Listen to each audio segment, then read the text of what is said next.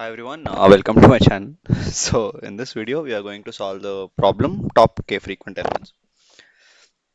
So problem statement states that we'll be given an integer array and we'll be given a integer k and we have to return the k most frequent elements. So the way we will be solving this is using bucket sort, where we'll be keeping track of the number of times each number is repeated in separate lists. So what I mean by that is we'll create a list of lists and so on, where the index represents the number of times the element is repeated. So in this particular example, it would mean that I have,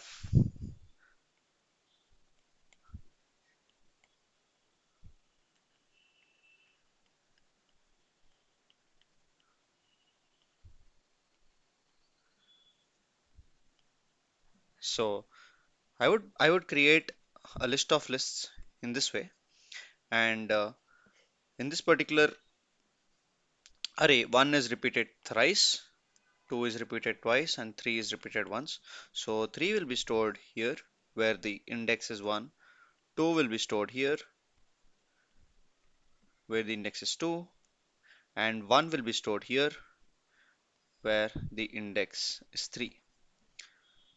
So when I have a list of lists in this way, I can just iterate this list from behind and then keep on adding the numbers onto my answer array until the size of the answer array is k. So the way we would be doing this is a linear traversal, and the the reason why this approach works is that when we create these sort of buckets, right, to store the number of occurrences of each element, if every element is unique, all of the elements will be stored in this particular array, and if every element is repeated, then all of the elements will be stored in this particular array, which is the maximum size. So this is bounded. So that is the reason why bucket sort works, and we, I'll show the approach on how do we code this.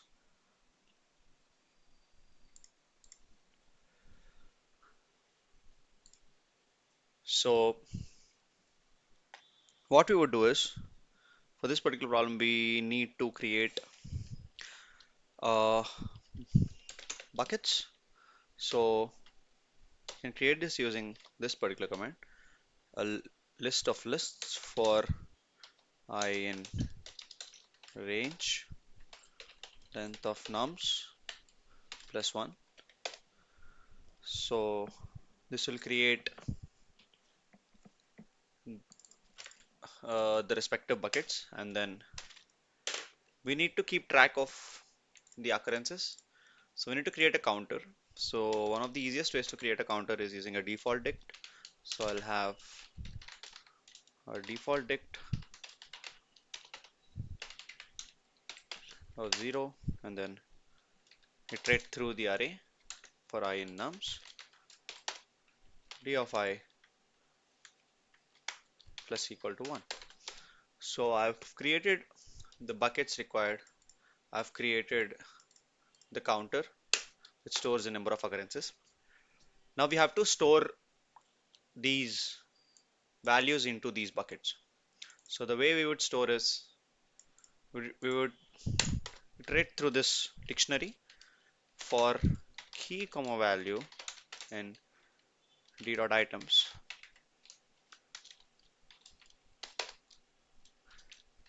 bucket of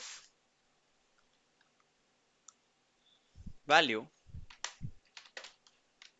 equal to dot append of key.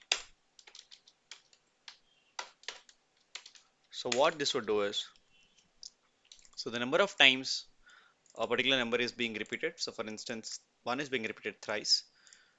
So 1 will be stored at this position.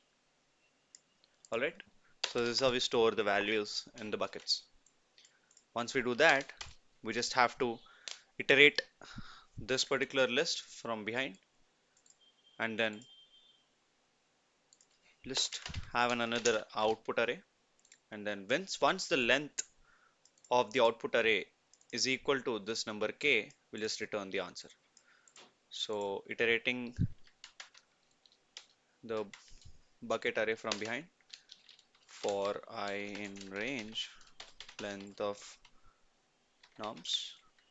So this is not length of nums minus 1, this is length of nums because we are creating one extra bucket just to avoid the zero index, comma 0 comma minus 1. So, and I'll have to iterate each and every bucket again. So for j in b of I, answer dot append of j. So this will have the output, and then if length of answer, if this is equal to k, and this is bound to happen sometime, right? So I can just return the answer. Everything looks good. Let's just check. Okay. So let's see if I'm iterating correctly. Okay. So let's just print the counter and oh, this should be key. It's not k. Let's check. Yeah. So